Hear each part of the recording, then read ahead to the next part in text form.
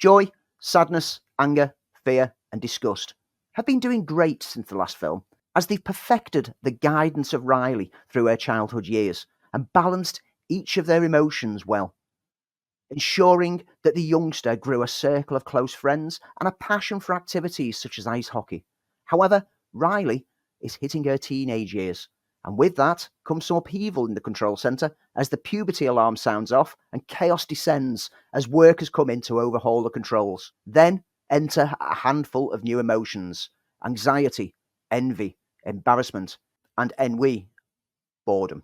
Initially, the new group appear to work well with the base emotions, but swiftly, anxiety starts to cause some friction with joy, which results in the initial group being banished and becoming repressed emotions as teen angst dominates. In the real world, Riley struggles when she discovers that her close friends will be going to different schools, and she starts to focus on trying to be accepted by a whole new group in fear of being alone. Inside Out 2 very swiftly set about reminding us why we fell in love with the original film before throwing the upheaval into the mix. The new emotions clashing with the old could have led to us, as an audience, taking sides, but smartly the film shows that these new emotions still all have the best intentions for Riley in mind, meaning that even as anxiety starts to appear to be up to something nefarious, we never really see them as a bad guy. It's just an emotion that's going out of control due to external circumstances.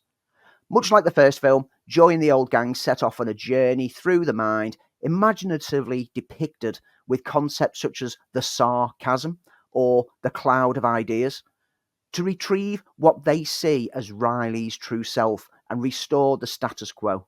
It plays out in a familiar way to the first film, but with enough freshness and enough fun to make it work in its own way. Much like that first film, seeing how the complexity of the emotional conflicts impacts on Riley in the real world is smartly handled, and anyone who has ever seen a child become a teen will see so many moments all too familiar to their own experiences. Vibrant, creative, and fun, Inside Out 2 is Pixar once more literally playing with emotions and offering a wonderfully creative insight into our own internal battles with self-identity as emotions jostle for prominence. With great voice cast and enough to appease all ages, the younger audience members will no doubt find it fun and engaging, while the older audience members will latch onto the deeper aspects. This is Pixar demonstrating what they do best once more.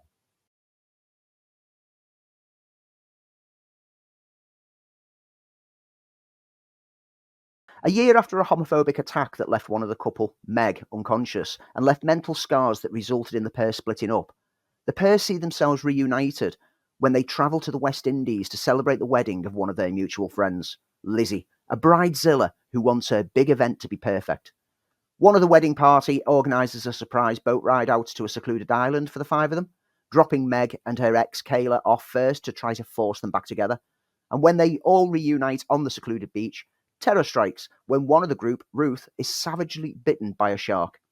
Getting back on the boat, they speed back to the mainland, but the craft collides with some jutting reef and swiftly sinks, leaving the group stranded in the middle of the sea, with the sharks posing an ever-present threat. Aside from the assault trauma backstory, this is a film that's all too familiar, and it offers nothing of note that makes it stand out from similar films such as Open Water or even The Shallows.